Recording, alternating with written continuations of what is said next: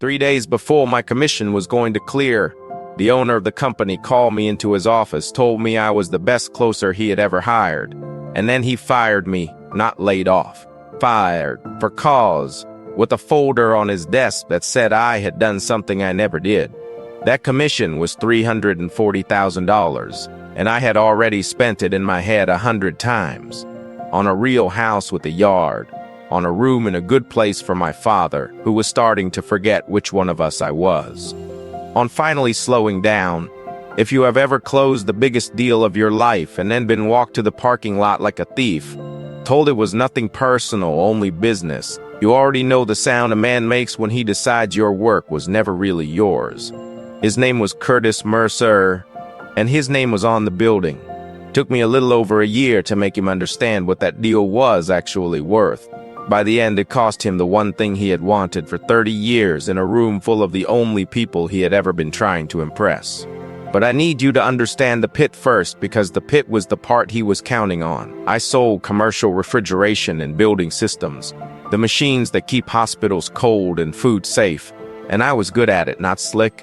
My father repaired those same machines for 31 years out of a van with his name taped on the door, and he raised me on one rule. Keep the paper, he used to say, because paper does not blink. So I kept everything. Every quote, every change order, every email. I copied to myself and printed and dropped in a folder the way he taught me back when a handshake still needed a receipt. People at the office thought the folder was a quirk, and so did Curtis, which was the most expensive thing he ever got wrong about me. The deal I closed was a hospital network called Hall Brook, 9 buildings across 2 states, a 5-year service contract worth a little over $9 million. I worked it for 11 months. Their facility director was a tired, careful man named Dennis Alvarez, and the first real thing I ever did for him was talk him out of a system twice the size of what he needed. Cost the company a bigger sale, and it cost me a bigger number. And Dennis never forgot it. He signed because of that. Because of me, not because of Mercer. And I need you to hold on to that, because Curtis never understood it. And it is the whole story. My commission was 4%, and on a deal that size it came to $340,000, payable 30 days after the first invoice was paid. That was the rule in the plan I signed. And beneath it, in smaller print, sat another line saying, "You had to be an active employee on the day the commission paid out." I read that line the day I signed and thought nothing of it, because who fires the person who just made them rich? My father was the reason the money mattered. He was 74, and the forgetting had started slow, and then not slow.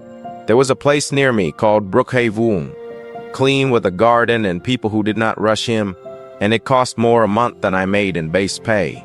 The Hall Brook money was going to buy him 3 or 4 good years in that garden, and buy me the time to sit with him while he still knew my face. That was the plan. Keep my head down, close the deal, do it clean, and the right people would take care of the person I loved. That was the rule I lived by, the one my father handed me along with the folder.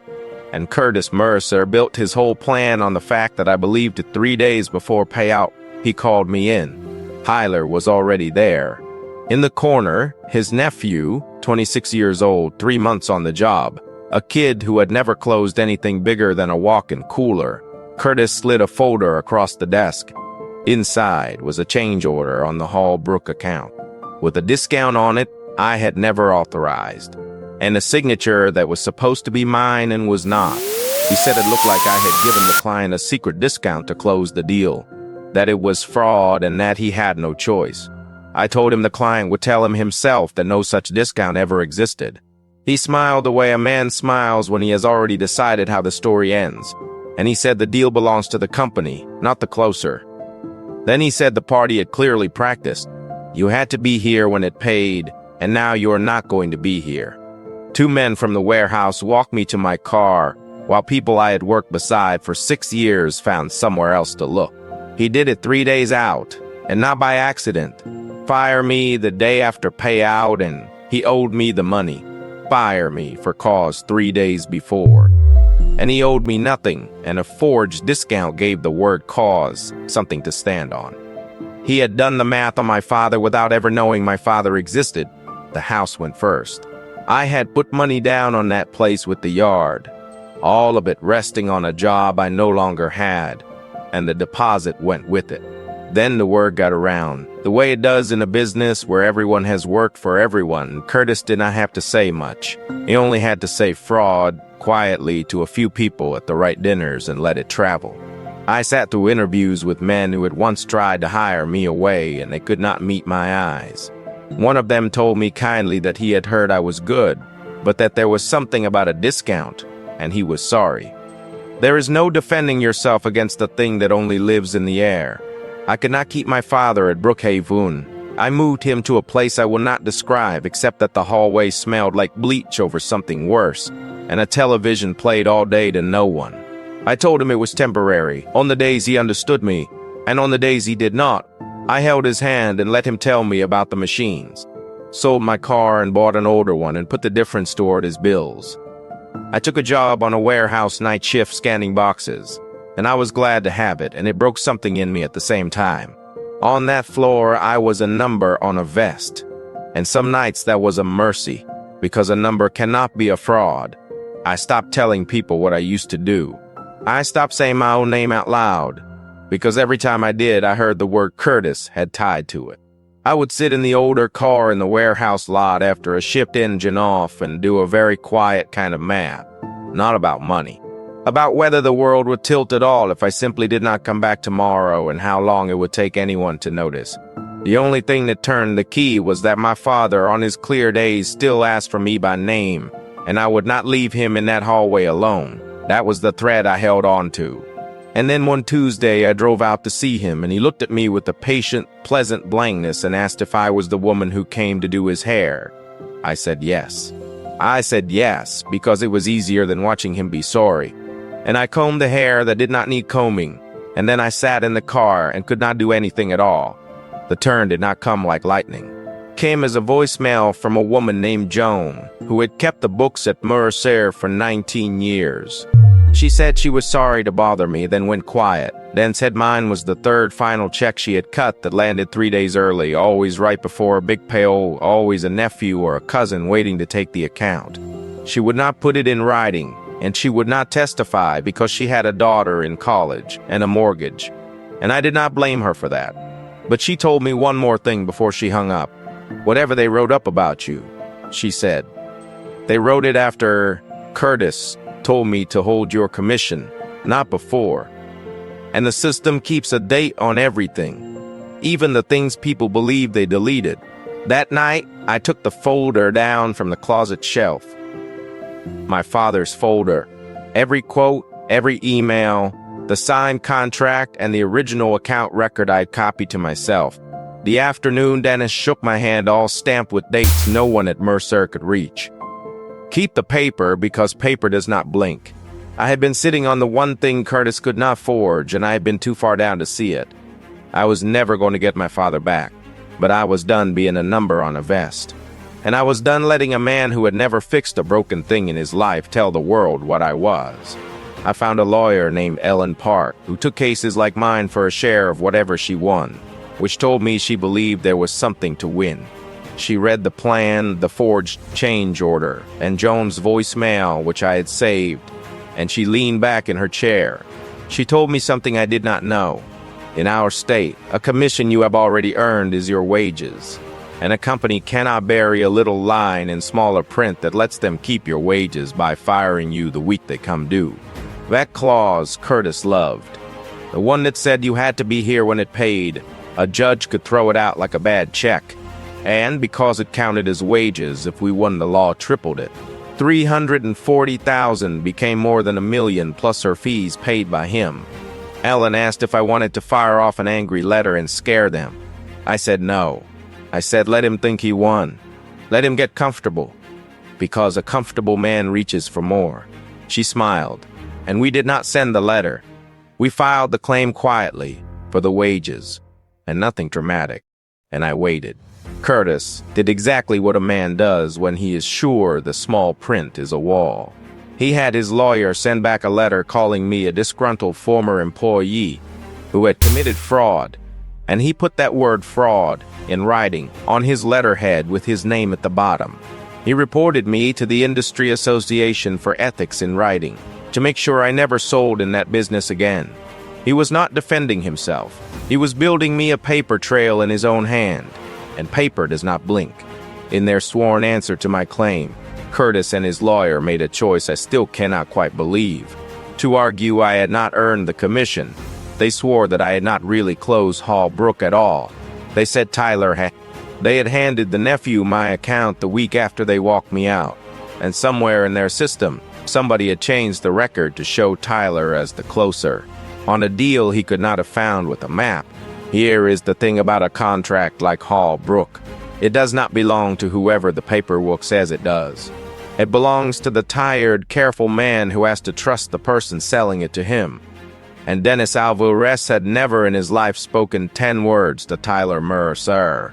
I did not have to go to Dennis.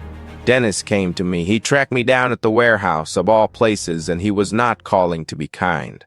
He was calling because a firm called Sterling was buying Mercer Systems, and Sterling had asked him whether Hall Brook was happy and whether the contract would renew, because that one contract was the reason the company was worth buying. Dennis had told them he signed because of a woman named Rachel, and that this woman was suddenly, strangely gone, and that until somebody explained why Hall Brook was reviewing its options. I told Dennis the truth, all of it, the forged discount, the clause, the 3 days. He was quiet the way my father used to go quiet before he said something final. Then he said, "Send me everything you have, and send it on the record, because I am going to have my own lawyers ask Mercer, who they claim sold me $9 million of equipment." For the first time in a year, I was not the only one holding the folder. Curtis moved first. 10 days before the sale to Sterling was supposed to close, he cleaned house. He produced a sworn statement from Tyler, saying the boy had closed Hall Brook on his own. He produced a fresh copy of the account record showing Tyler as the closer from the very beginning. Clean, no edits, printed that week. And Joan, who had kept his books for 19 years, was let go on a Friday with a small check and a warning about talking, and her voice went out of my case like a light switched off. Helen called me that night and did not soften it. She said, "Right now it is your word and a folder against a sworn nephew and a clean company record. And if that sale closes before anyone hears us, he walks away rich and you stay the disgruntled woman who forged a discount." I sat in the older car in the lot and felt the winter come back into my hands. Then I remembered what Joan said before they scared her quiet. The system keeps a date on everything, even the things people believe they deleted. Mine was copied to my own email. The afternoon Dennis signed, more than a year before any of this. With a date on it no one at Mercer could touch. Set the two side by side, and one of them is a lie you can see with your own eyes. Because a record cannot be both created at the start and edited into existence a year later. Dennis had his own copies too, his purchase orders, his emails, every one of them carrying my name and none of them carrying Tyler's. All of them dated before the day they walked me out. Curtis had not covered up a crime. He had signed and dated a brand new one, and he was about to hand it to the very people he most wanted to trust him. A firm called Sterling was 10 days from buying his life's work. And Ellen did the one thing Curtis never saw coming. She sent Sterling's lawyers a copy of all of it. The plan, the 2 records with their dates, Dennis's files, and the letter with Curtis's name at the bottom. Because a company about to pay millions for a lie has a right to read the lie first. Sterling wanted one last meeting before they signed at the Mercer offices, and they wanted the anchor client in the room, so Dennis went. And Dennis would not go without the woman who sold him the contract. So a firm about to hand Curtis the check of his life asked him to have me there. He could not say no without explaining why, and he could not explain why. Walk back into that building 13 months after 2 warehouse men walked me out of it. The conference room had glass walls. Curtis sat at the head of the table in a new suit, Tyler beside him, his board along one side, 4 people from Sterling along the other, and a woman named Claire Dunn who did all the talking for them. She was polite. She asked Curtis for the record to confirm who had closed the Hall Brook contract. He did not even glance at me. He said Tyler had from the start that it was all right there in the company record, and he slid the clean printout across the glass. Claire Dunn thanked him and did not touch it. Instead, she asked Dennis one question. Who sold you $9 million of equipment? Dennis did not point at me or make a speech. He just said one name, mine. And then he said he had never met the young man at the end of the table in his life. The room went very still. Then Claire Dunn opened a folder of her own.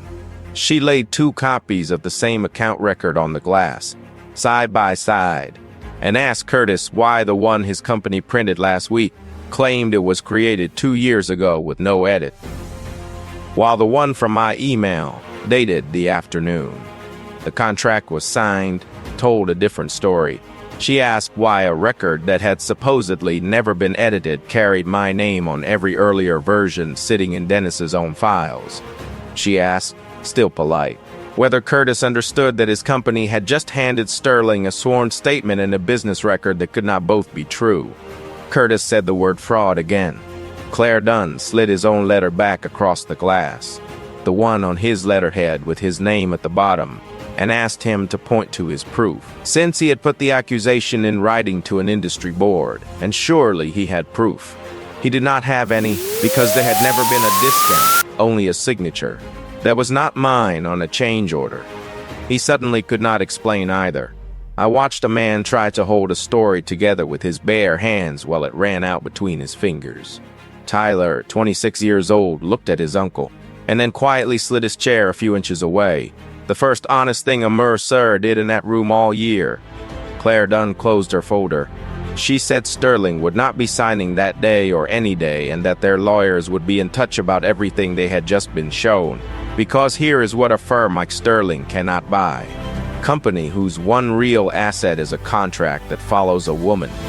They fired, built on a record they can prove was forged, carrying a wage claim that triples in court, run by a man who put a lie in writing and signed his name to it. He fired me 3 days early to keep from paying me one time. It cost him the sale of his life. In front of his own board over the exact number he had tried to skip, he always said the deal belongs to the company, not the closer.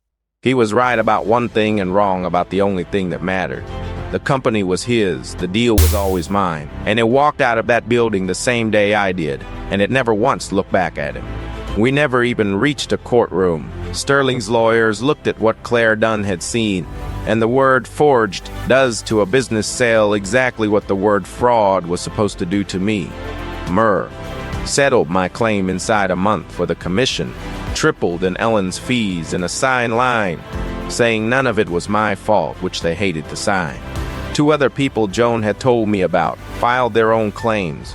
Once mine was out in the open, and Joan, who no longer had a job to protect, finally put every bit of it in writing.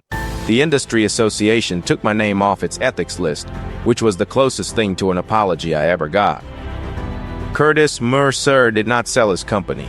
He is defending 3 wage suits and a fraud referral now, and his name is still bolted to the front of that building, which is the cruelest thing that could have happened to it. Dennis moved the Hallbrook contract to the small firm.